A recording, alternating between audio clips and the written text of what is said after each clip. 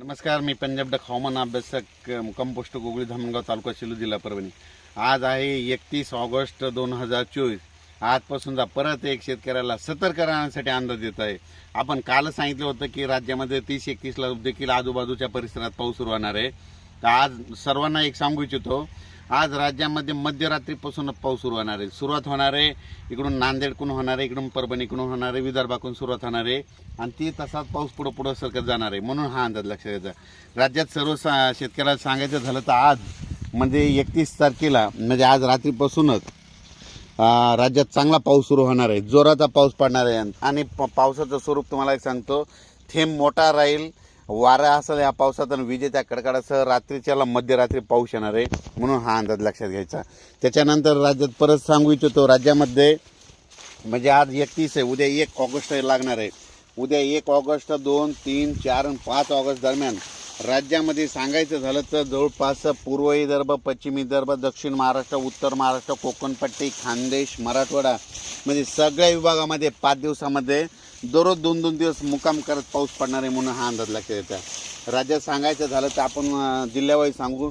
राज्यात सांगायचं झालं तर वर्धा, नागपूर, भंडारा, गोंदिया, चंद्रपूर, नांदेड, हिंगोली, लातूर, बीड, उस्मानाबाद, त्याच्यानंतर सातारा, सांगली, सोलापूर, कोल्हापूर, पुणे, नगर, त्याच्यानंतर नाशिक, मुंबई, त्याच्यानंतर नंदुरबार, धुळे, जळगाव, त्याच्यानंतर बुलढाणा, संभाजीनगर, त्याच्यानंतर अकोला, अमरावती, वर्धा, नागपूर, परभणी, हिंगोली, बीड म्हणजे जवळपास सगळीकडे जोराचा पाऊस पडणार आहे। म्हणून हा अंदाज लक्षात येतात।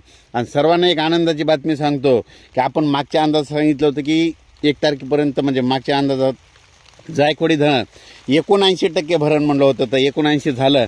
आणि परत एक सर्वांना आणखीन एक अंदाज सांगतो की राज्यामध्ये ह्या 5 तारखेपर्यंत जायकवाडी 100% भरणार आहे, त्याचं पाणी सोडावं लागणार आहे। म्हणून नदीकाठच्या लोकांनी देखील सतर्क राहायला, आता तुम्ही तुमच्या पाईपलाईन असेल, मोटर असेल तर काढून ठेवा, कारण की जायकवाडी भरल्याच्या नंतर त्याचं पाणी सोडावंच लागणार आहे। म्हणून हे देखील लक्षात घ्यायचं। राज्यात परिस्थिती सांगायची झालं तर राज्यामध्ये तुम्हाला एक सांगू इच्छितो, हा पाऊस काय होणार आहे, लातूर जिल्हा, परभणी जिल्हा, त्याच्यानंतर सातारा, सांगली, सोलापूर, कोल्हापूर, नगर जिल्हा, त्याच्यानंतर जालना जिल्हा, वाशिम जिल्हा, हिंगोली जिल्हा, बुलढाणा जिल्हा, अकोला, अमरावती सगळीकडे जोरात पडणार आहे। म्हणून हा अंदाज लक्षात येतात। पण राज्यात सर्वांना सांगायचं झालं तर तुम्हाला एक सांगू इच्छितो की हा पाऊस पुन्हा नंतर नाशिककडं उत्तर महाराष्ट्राकडे जास्त पडणार आहे। म्हणून हा अंदाज लक्षात घ्यायचा। मग उत्तर महाराष्ट्राकडे समजा उद्या 2 तारखेपासून पाऊस पडणार आहे, 2, 3, 4, 5 उत्तर महाराष्ट्राकडे पाऊस पडणार आहे, तिकडं जोरात पडणार आहे। जोरात पडल्यामुळे काय होणार, परत गोदावरी नदीला पूर येणार आहे, गोदावरीचं पाणी पुन्हा धरणात येणार आहे, धरणं 100% भरल्याच्यानंतर धरण सोडावं लागेल।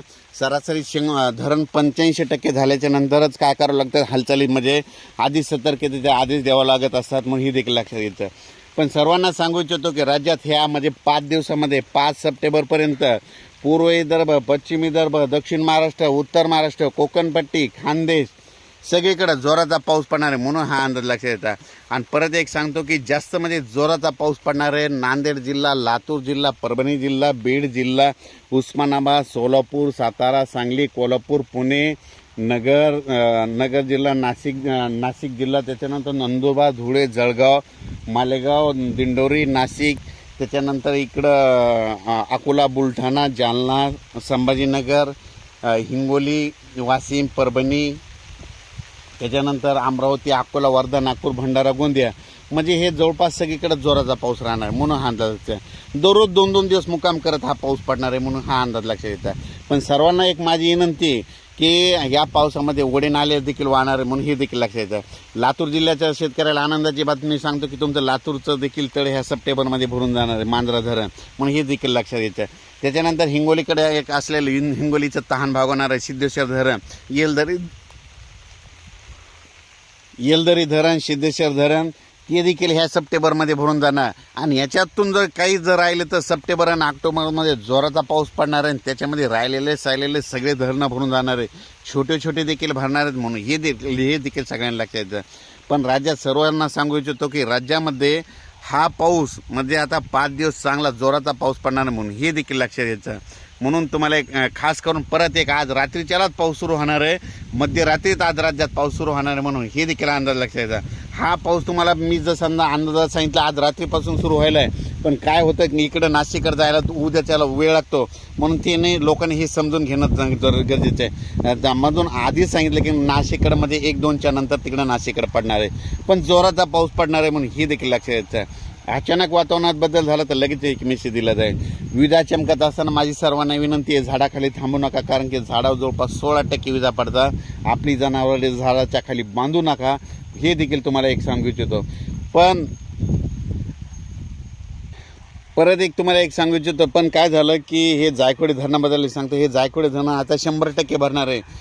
तर हे भरत असताना तुम्हाला एक सांगू इच्छितो, राज्यामध्ये या जायकवाडी धरणाचं परत गोदावरी नदीत पाणी सोडावं लागणार आहे. आणि गोदावरी नदीच्या खाली जवळपास पैठणच्या खाली जवळपास 12 छोटे छोटे अडवलेले बंधारे आहेत, आणि ते बंधारे देखील ह्यामध्ये हे वरचं पाणी सोडल्याच्या नंतर त्याच्यात देखील येणार आहे. आणि विशेष म्हणजे माजलगाव धरणात कालपासूनच त्याच्यामध्ये पाणी सोडलं गेलेलं आहे, म्हणून माजलगाव देखील धरण माजलगावचं देखील भरणार आहे, म्हणून हे देखील लक्षात यायचं. तर मागच्या एका अंदाजामध्ये काय झालं, तर मी गेवराईकडे गेल्याच्या नंतर एके दिवशी गेवराईचे आमदार साहेब अमरसिंह पंडितजी, तर त्यांचा मला फोन आला. मला म्हणले की आमच्या भागामध्ये ऊसाचं क्षेत्रफळ जास्त आहे, मग हे जायकवाडी धरण भरणार की नाही. मी त्यांना म्हटलं होतं की सप्टेंबरमध्ये हे तुमचं जायकवाडी धरण भरून जाणार आहे 100%. म्हणून मी एक त्यांना देखील एक ह्या माध्यमातून आनंदाची बातमी सांगतो की तुमचं धरण भरणार आहे, म्हणून हे देखील त्यांना सांगितलं. तर अचानक वातावरणात बदल झाला तर लगेच एक मेसेज दिला जाईल.